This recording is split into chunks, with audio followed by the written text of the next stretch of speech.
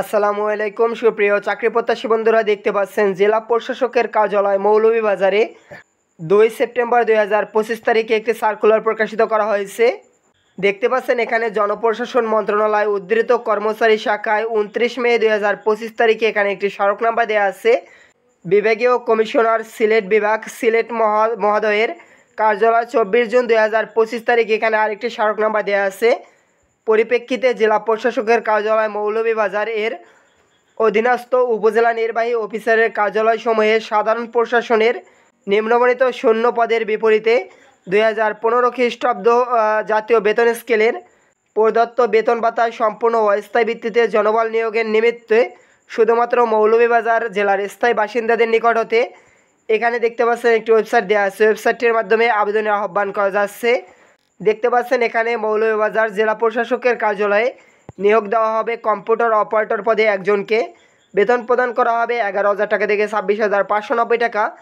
আবেদন করতে পারবেন কোনো শিক্ষিত বিশ্ববিদ্যালয় হতে বিজ্ঞান বিভাগে স্নাতক সম্মান বা সমমানের ডিগ্রি থাকলে এবং প্রয়োজন হবে কম্পিউটার ব্যবহারের দক্ষতা। কম্পিউটার কম্পোজে প্রতি মিনিটে থাকতে হবে গতি, বাংলা 25 শব্দ, ইংরেজি 30 শব্দ।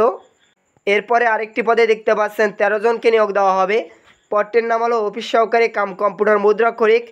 এখানে বেতন 9,300 টাকা থেকে 22,490 টাকা দেওয়া হবে। এইচএসসি বা সমমানের পরীক্ষায় উত্তীর্ণ হয়ে থাকলে আবেদন করতে পারবেন। পদটিতে আবেদন করতে পারবেন মাদ্রাসা, কারিগরি, উন্মুক্ত বা জেনারেল যে কোনো শিক্ষা বোর্ড থেকে উত্তীর্ণ হয়ে থাকলে এইচএসসি বা সমমানের পরীক্ষায় আবেদন করতে পারবেন।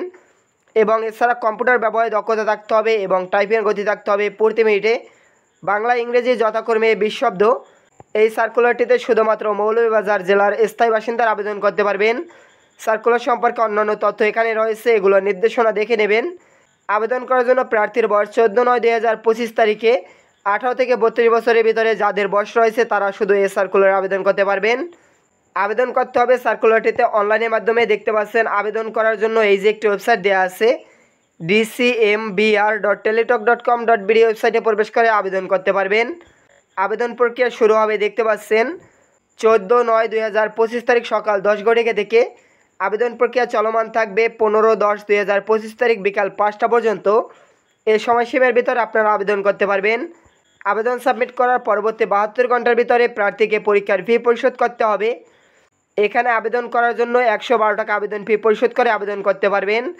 এবং যারা অনগ্রসর নাগরিক রয়েছেন আপনারা 56 টাকা পরিশোধ করে আবেদন করতে পারবেন। কিভাবে এসএমএস ফরম্যাটটি লিখে টেলিটক মোবাইল নম্বর দিয়ে ফি পরিশোধ করতে পারবেন এ বিষয়ে এখানে বলা হয়েছে, এখান থেকে দেখে নেবেন।